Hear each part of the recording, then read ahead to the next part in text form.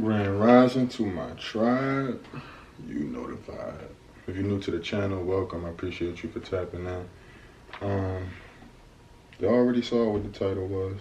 I've been getting questions about the agreement and what the agreement says, stuff like that. And people also wanting to know how the agreement was broken. So look, I'm about to pop it up right here.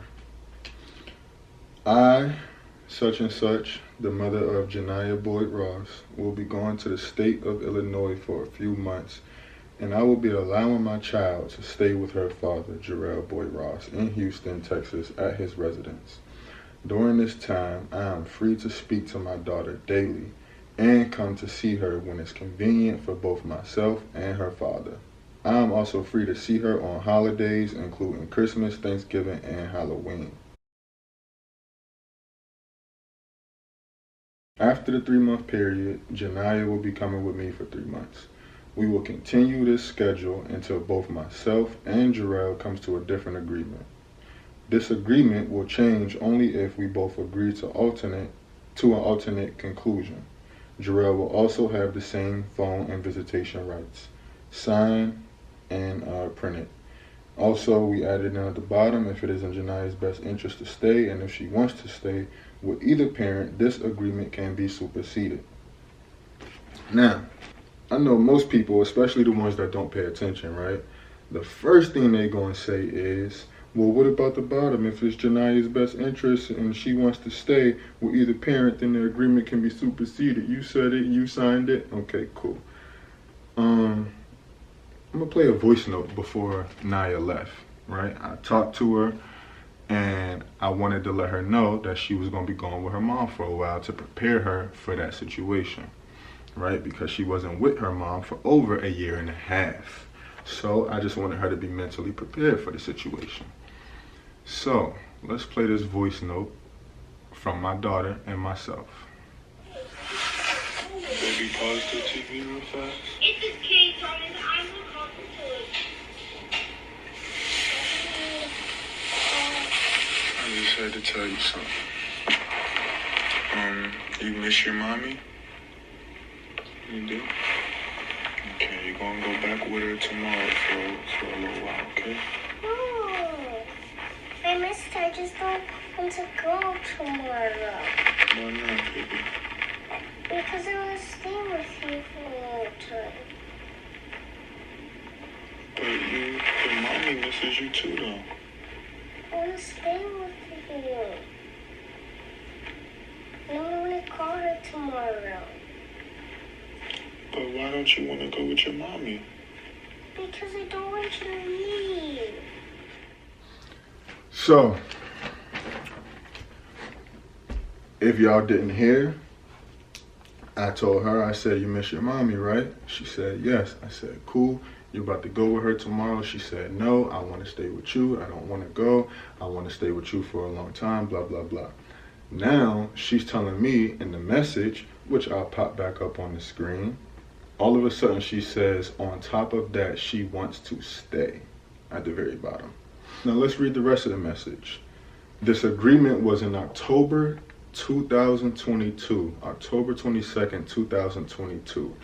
In this message, she said, I broke this 3-month agreement that we discussed.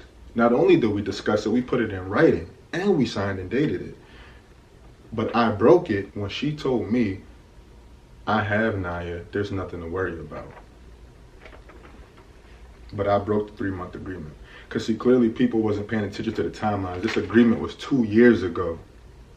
It's 2024, this was 2022.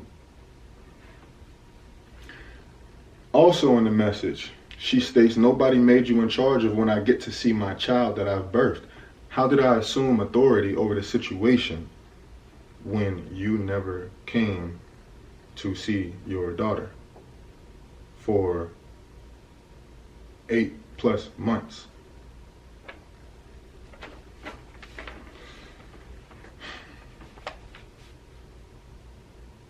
So the next time you will see her, we'll be following a court date. You can call and talk to her when you like. I call my daughter every day. I talk to her maybe 2 or 3 times a week now.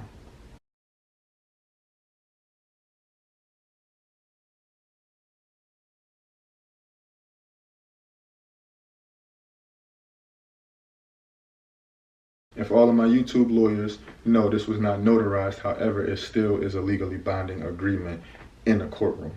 We will continue this schedule until both myself and Jarrell comes to a different agreement. We never came to a different agreement. And whose handwriting you think this is? It damn sure ain't mine.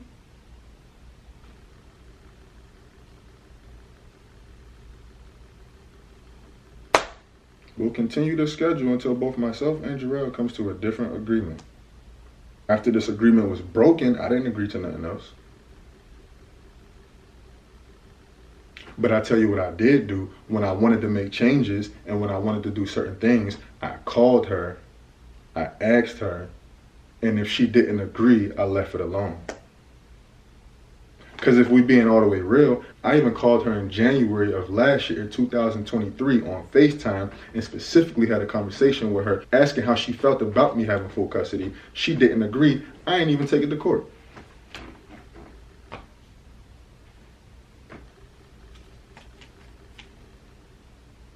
Last but not least in this message, she said, "And don't bother coming here. You are not welcomed."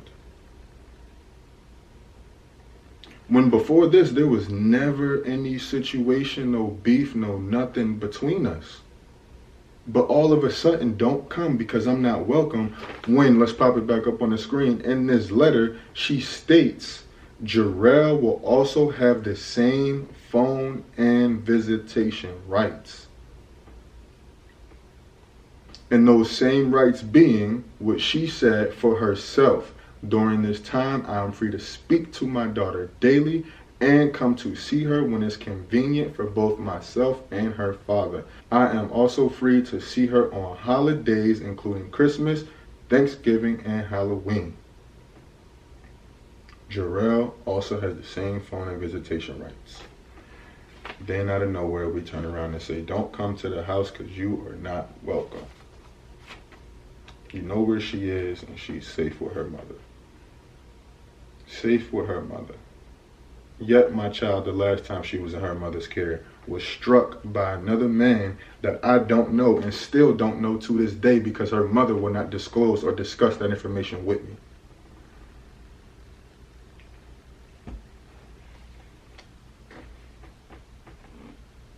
But then people come at me for asking questions about my daughter and her safety and where she'll be. Please, bro.